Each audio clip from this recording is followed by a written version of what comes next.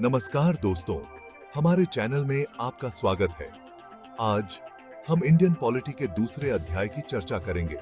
इस वीडियो में हम संविधान सभा के गठन और इसके मुख्य कार्यों के बारे में जानेंगे। ये संविधान के निर्माण को समझने में महत्वपूर्ण है, तो चलिए शुरू करते हैं।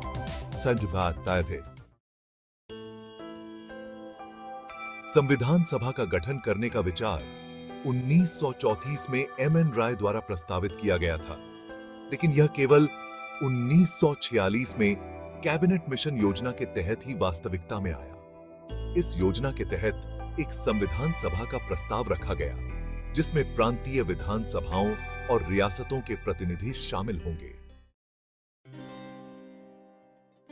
प्रारंभ में संविधान सभा में 389 सदस्य थे, जिसमें प्रांतों और रियासतों के प्रतिनिधि शामिल थे।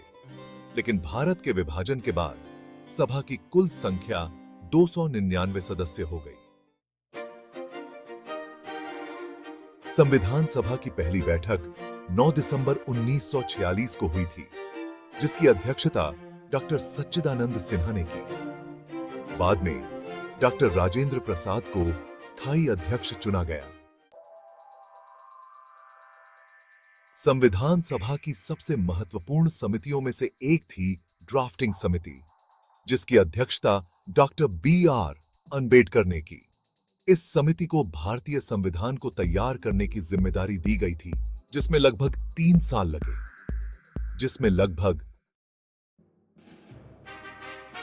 संविधान सभा के कई मुख्य कार्य थे। सबसे महत्वपूर्ण कार्य था भारतीय संविधान का ड्राफ्ट तैयार करना।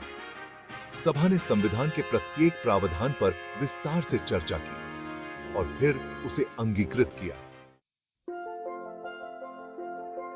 मुख्य कार्य था संविधान का ड्राफ्ट तैयार करना। सभा ने विभिन्न समितियों जैसे ड्राफ्टिंग समिति, यूनियन पावर्स समिति और प्रांतीय संविधान समिति का गठन किया, जो संविधान के विभिन्न पहलुओं पर ध्यान केंद्रित करती थी। हर प्रावधान पर पूरी तरह से चर्चा की गई। संविधान सभा ने कुल 11 सत्रों में 165 दिन तक बैठक की, जिसमें प्रत्येक क्लॉज की गहन समीक्षा की गई। इससे यह सुनिश्चित हुआ कि संविधान व्यापक और भारतीय लोगों की आकांक्षाओं को दर्शाता है और थी।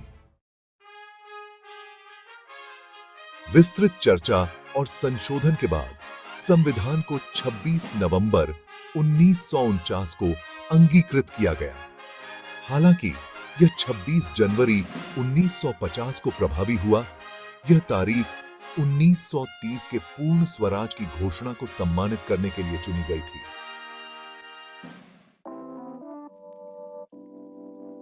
अंत में संविधान सभा ने भारत को एक ब्रिटिश उपनिवेश से एक संप्रभु गणराज्य में बदलने में महत्वपूर्ण भूमिका निभाई। इसने न केवल संविधान तैयार किया, बल्कि 1952 के आम चुनावों तक भारत की पहली संसद के रूप में भी कार्य किया थी। तो संक्षेप में, संविधान सभा सिर्फ एक ऐसा निकाय नहीं था जिसने संविधान तैयार किया। यह एक विचार विमर्श सभा थी जो भारतीय लोगों की सामूहिक इच्छा का प्रतिनिधित्व करती थी। इसके गठन और कार्यों ने आज के लोकतांत्रिक गणराज्य की नींव रखी। आज के वीडियो के लिए बस इतना ही। मुझे उम्मीद है कि संविधान सभा की इस जानकारीपूर्ण समीक्षा ने आपको समझने में मदद की है कि हमारा संविधान कैसे बना। अधिक शैक्षिक सामग्री के लिए हमारे चैनल को लाइक, शेयर और सब्सक्राइब करना न भूलें।